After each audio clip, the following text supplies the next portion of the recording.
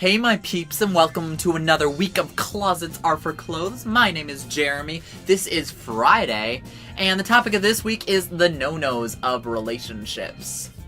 Relationships, like everything else in life, are difficult to discuss for the sole reason that every one of them is different. I personally believe that if you have to do anything to change yourself in a relationship, then this relationship isn't really something that you need to be in.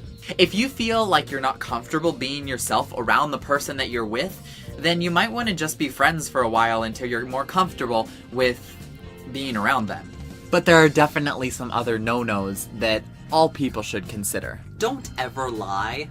Like, I know this is a rule that everybody should know, but it's so easy to want to break this rule. Like, if you're just not feeling it in the relationship, and you think it should end, or you are unhappy with what the other person is doing, or you're just not feeling okay, you need to tell the person. If they're asking you if it's going okay, and you say, oh, it's fine, this relationship is not gonna go anywhere. Of course, on the other hand, don't be crass or rude when you're explaining these things to the other person, and just make sure that there is an open dialogue between you two. Or 3 or 4 or more, I don't judge. As long as you are communicating with each other, then everything is going to turn out the way it's meant to be. That doesn't always mean that the relationship will stay afloat forever. Spoiler alert, most relationships end. But it does mean you will have a more healthy relationship, you'll be happier in it, and if the relationship does end, it will not be a prolonged death where you both end up suffering.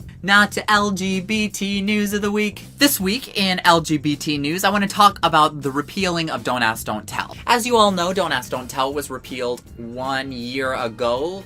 Was it? Yeah, 1 year ago. I believe the 1 year anniversary was sometime this week. Don't ask me things. Anyways, 1 year later, it's amazing how military families still don't have equal benefits. Upon researching this some, I found that the Pentagon is saying that they're still trying to push these things through, but they're being blocked by DOMA. DOMA, as you all know, is the Defense of Marriage Act passed by Bill Clinton in the early 90s. And that defined marriage as between one man and one woman, which means all rules that the Pentagon now comes up with have to still comply with that ruling. This, of course, makes new laws very difficult to pass, and there's lots of red tape that they have to get through.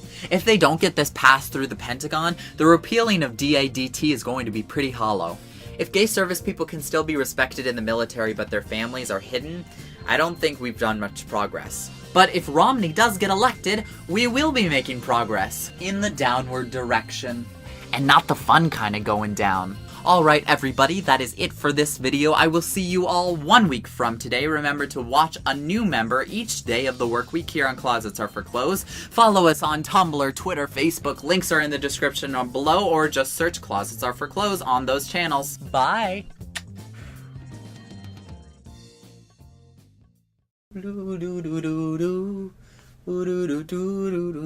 Oh, wake up.